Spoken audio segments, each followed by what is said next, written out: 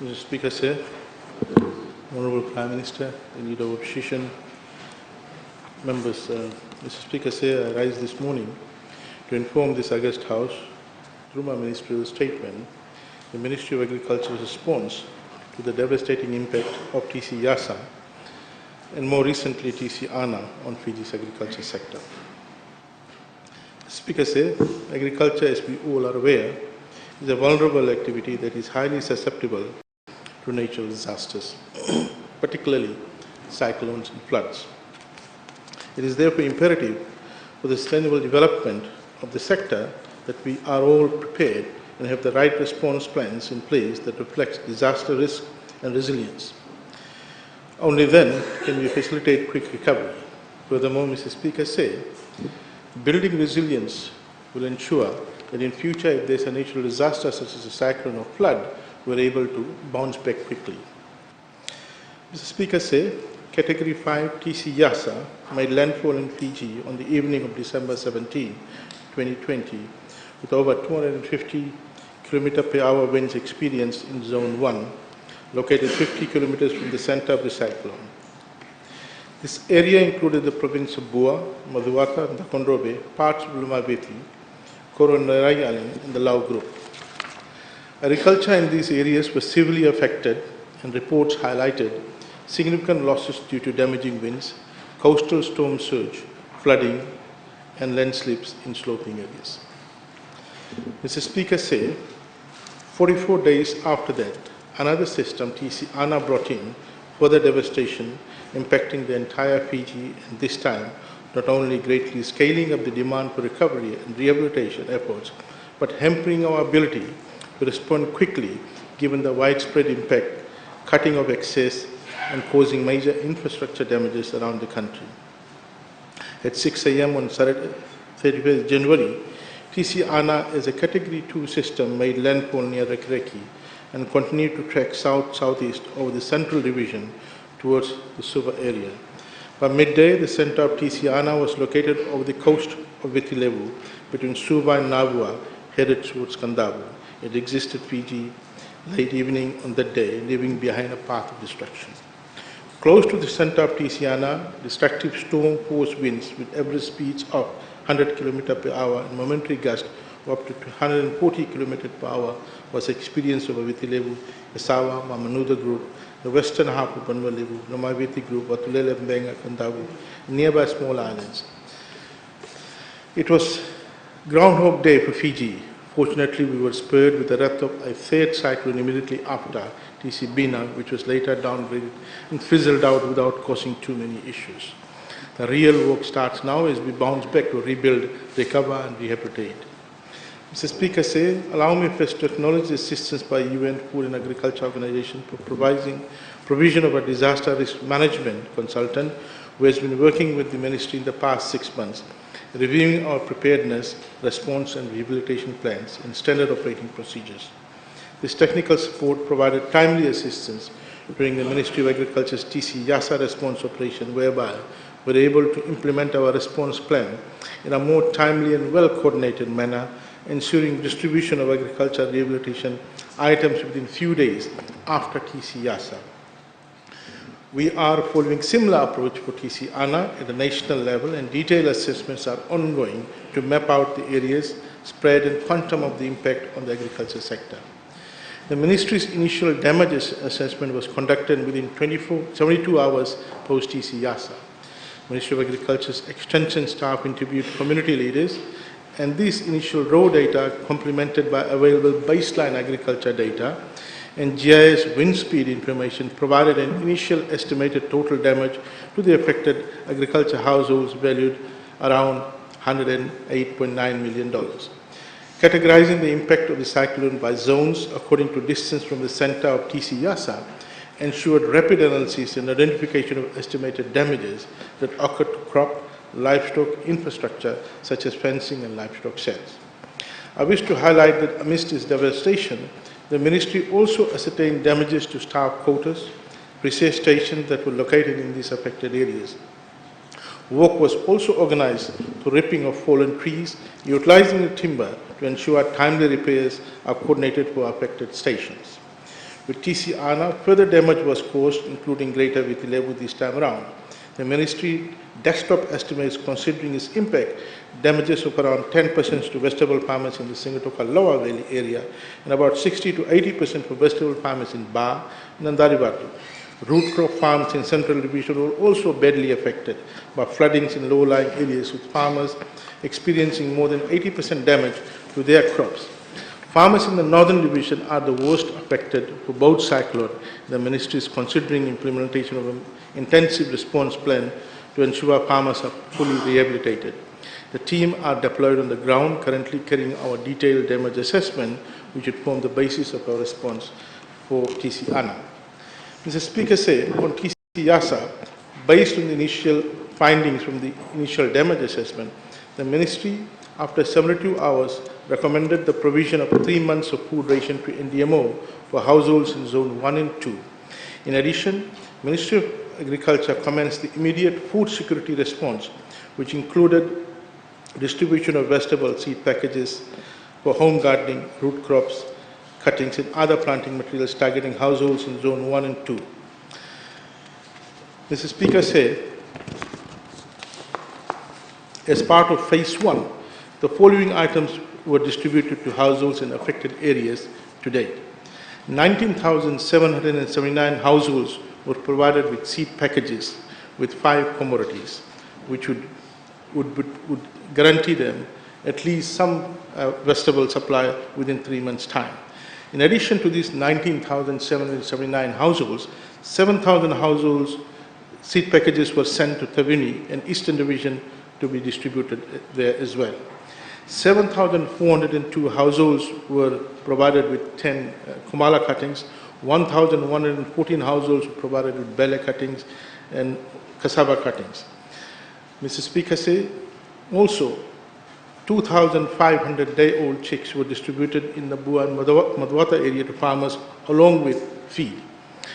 Due to damage caused by TC Yasa to the flora, Ministry of Agriculture also supplied 190 bee farmers with over 3,000 kg of sugar to supplement feed, as well as rehabilitating 1,722 beehives. Mr. Speaker said, the ministry also organized the deployment of a mobile veterinary clinic to set up in various parts of Vanvalevu to assist in the injured livestock so that quickly these livestock could be saved. This mobile veterinary clinic was deployed to Bua, Madhwata and Dakondrove and assisted a lot of farmers who needed assistance to save their livestock who were injured during the cyclone. Mr. Speaker said, in this veterinary clinic we had deployed vets, animal health production specialists, along with medicine to be provided free to while this clinic was executed. Mr. Speaker said, with collaboration with the Ministry of Health and Medical Services, we also assisted in the clearance of dead carcasses so that they are not a risk to the community. We had mobilized machinery where there was a lot of dead carcasses of large animals, cattle. We assisted in digging up on the ground to provide for burial of these dead animals. Mr. Speaker said, we also assisted in quickly repairing some of the farm roads and also clearing roads so that farmers can have access to their farm. Mr. Speaker said, with the support from Ministry of Waterways, we also assisted in quickly clearing up drains in a number of areas in Vanvalevu so that we are able to get the farmers to rehabilitate their farms. Mr. Speaker said we had organized an outsourced work to contractors so that we can have multiple contractors working simultaneously so that we are able to clear up these fields so that farmers can quickly get back and start working. But again, Mr. Speaker said we were hampered with the work was hampered given the weather conditions there. Mr. Speaker said we are also deployed a team from our entomology and plant pathology section to assist the farmers in pest and disease control so that the crop can be saved. And this is ongoing. Mr. Speaker said we have also, with support from Fiji Rice Limited, we were able to provide a special assistance package to rice farmers to rehabilitate their rice farms. Mr. Speaker,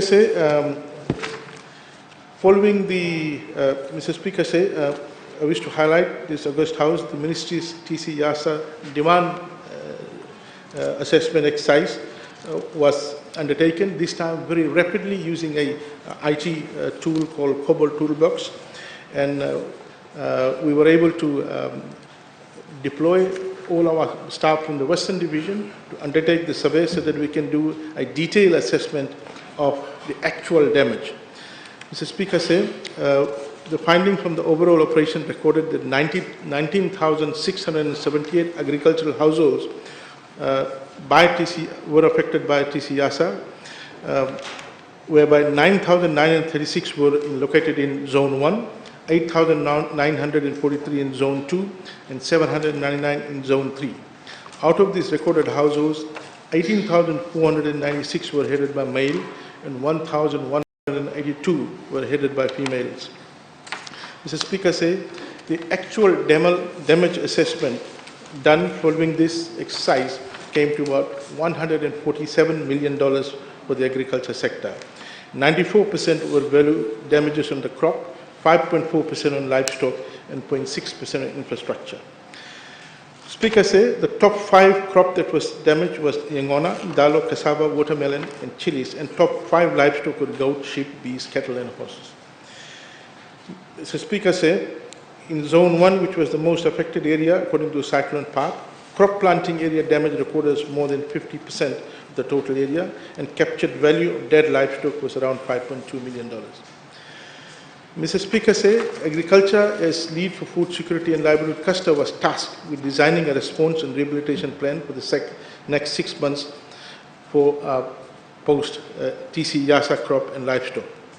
Mr. Speaker, following the phase 1 assistance, we have now moved on to phase 2, covering life-saving rehabilitation plan, which seeks rapid recovery of a rural productive sector by targeting almost 14,000 agriculture households and prioritizes subsistence and semi-commercial farmers that lost 75% or more of their stock. Mr. Speaker, in the phase 2, we are continuing with providing with the farm response package, planting material and tools, land clearing and preparation, rehabilitation of infrastructure, and repair to farm roads. Mr. Speaker, so phase 1 was looking at food security, and phase 2 is now looking at rehabilitation and expansion of agriculture in this area. Mr. Speaker, as we continue with the phase 2 program of expanding commercial agriculture, we are now also putting together a new program in collaboration with our donors called Cash for Cultivation. Mr. Speaker, later this week we will be announcing this new program of Cash for Cultivation, where farmers who have cultivated a minimum of 1 acre of land will be provided, completely cultivated, will be provided with $150 cash for that. So 1 acre per farmer throughout Fiji for vegetable production. Mr. Speaker, work is on the way to support this Cash for Cultivation program while we are getting funding from this from donors. Mr. Speaker, I also want to announce at this juncture the support from United Nations through the Central Emergency Relief Fund for to the value of $1 million. Mr. Speaker, as you probably would have read from the papers and heard from the media, the United Nations through Food and Agriculture Organizations have provided us with $1 million Fijian to assist the most vulnerable farming households and fishermen who have been affected by TC YASA. Mr. Speaker, this particular $1 million program was launched at in Bua last week, Friday, Mr. Speaker, and this includes a basic agriculture rehabilitation kit for 2,200 most vulnerable affected farm households, and 1,100 fishing households will benefit from a basic fishing kit.